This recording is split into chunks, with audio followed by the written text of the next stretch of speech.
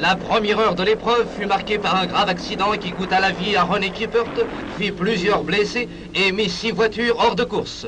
Le champion anglais Pat Fairfield, grièvement atteint, succomba le lendemain des suites de ses blessures.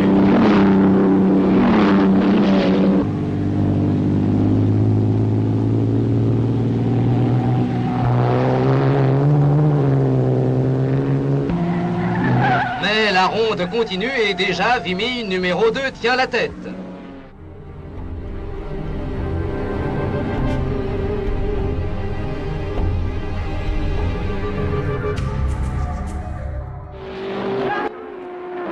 There's tragedy on lap 6. Frenchman Jean Larivière loses control of his Ferrari at Tertre Rouge and is killed instantaneously.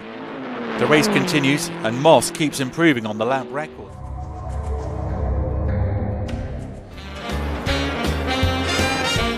Terrible pictures here. The wreck of the Ferrari number 16 at Maison Blanche.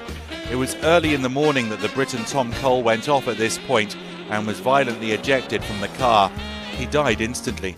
The 1953 edition struck by tragedy.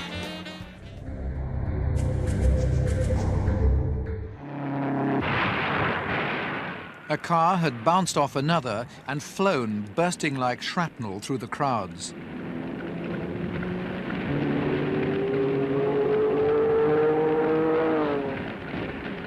They dared not stop the race for fear that people leaving would block the road to ambulances.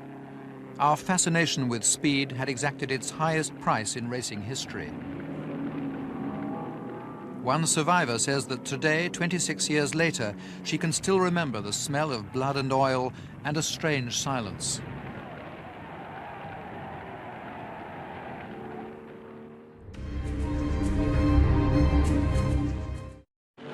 Number 51, a Panhard driven by the Frenchman Louis Héry, overturns and burns out. Héry is fatally injured. But though there are several crashes, all the other drivers escape.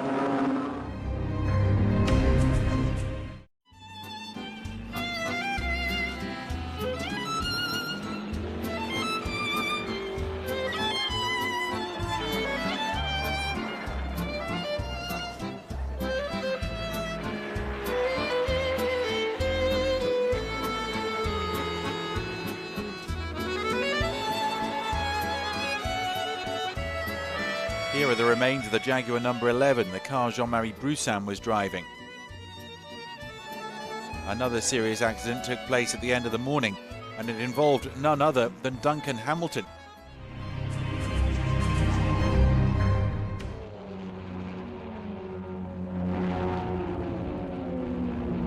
It's so hard to avoid being caught out, and so many drivers lose control of their cars. It doesn't stop the race from continuing. Fortunately, most of the competitors escape relatively unscathed, apart from one. The Brazilian Bino Heins died in his car that had caught fire. Of 49 cars at the start, only 13 make it through to the finish.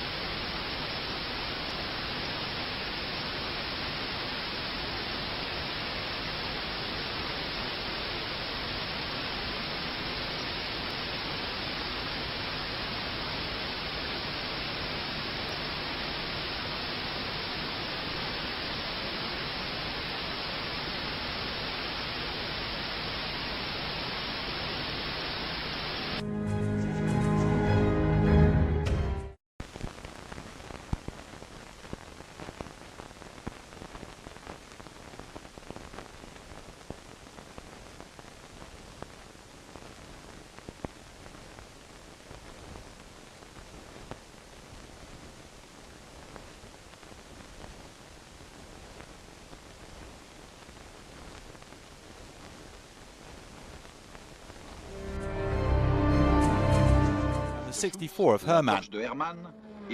Bonnier is 6th in his Lola T70. But at the same time behind them, there are tragic scenes.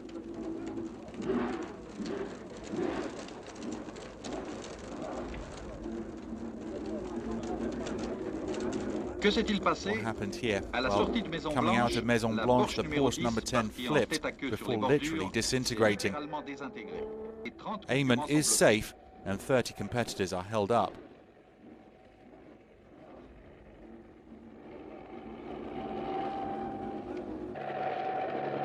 The Porsche driver, the unfortunate John Woolfe, didn't survive. Some felt he should have left the start in the 917 to his teammate Herbert Linger, who knows Le Mans so well. With the charged atmosphere of the first lap, Woolfe tried to push and push.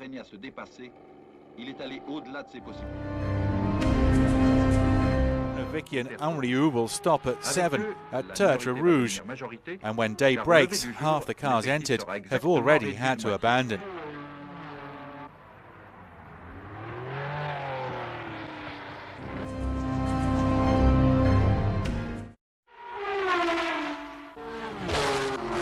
To a list already too long of champions taken before their time, another name would be added, that of Joe Bonnier.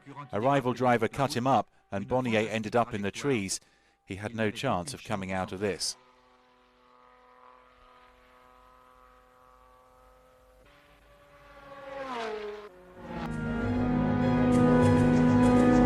Signals to a driver he's about to be overtaken and must give way. Yellow flag because at the Unaudière the unfortunate André Allais has lost control of his Datsun. Despite the rapid intervention of the emergency services, nothing could be done to save the unfortunate driver.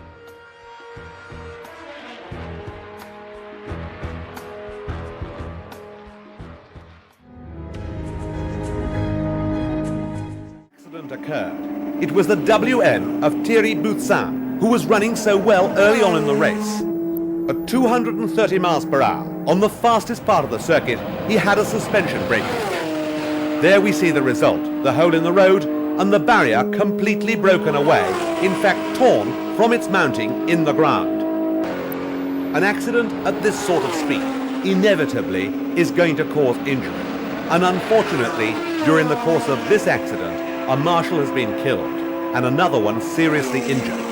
The gearbox is torn right from the back of the car. Fortunately for Brussin, the passenger compartment and the driver compartment is unharmed, and therefore he is unhurt in this terrifying accident.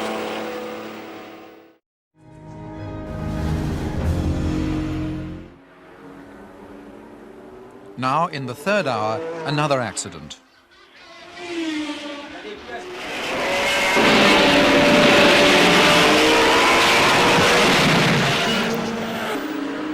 At the beginning of the Mulsanne Straight, accelerating out of Tertre Rouge at about 150 miles per hour, Lafosse's car left the road. He was killed instantly. The Rondeau team considered withdrawing the other 4 cars, but they decided courageously that this is not what Jean-Louis Lafosse would have liked. This is the Mulsanne Straight. Down it, the cars reach some 230 miles per hour. It is absolutely awe-inspiring, and in it is a kink which is taken flat out.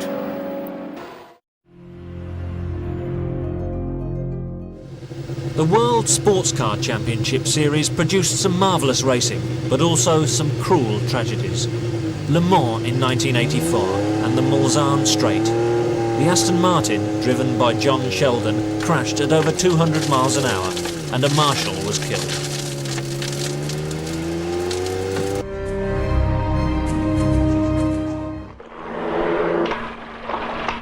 The car is launched first into a telegraph pole and then the trees, disintegrating over 200 metres. The popular 32-year-old Austrian is killed instantly.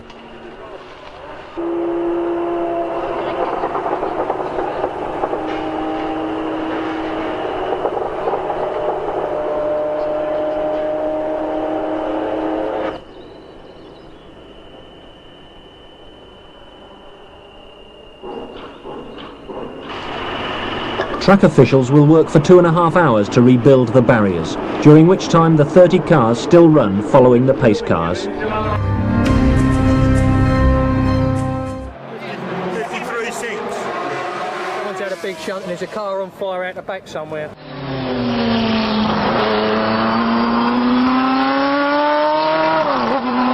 Yeah, into the barrier, smashed all the bits off, yeah, so over the top.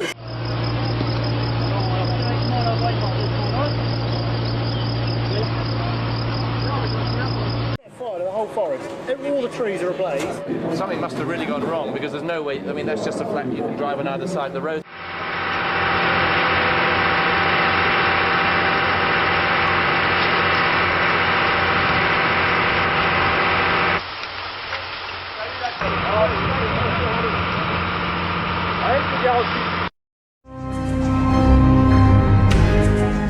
Done his nighttime laps, they'd all done their nighttime laps, but Johnny Kane had not lapped fast enough because his nighttime laps in the wet, and there's the first casualty for Aston Martins, and that is a huge wreck.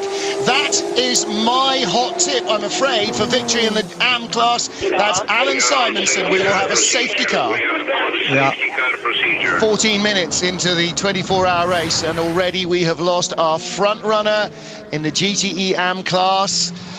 And we're going to have to hear from Alan Simonson what triggered that incident. Look, he's missing the door, and I don't... Oh, that is down there on the ground. Tyres coming off the tyre.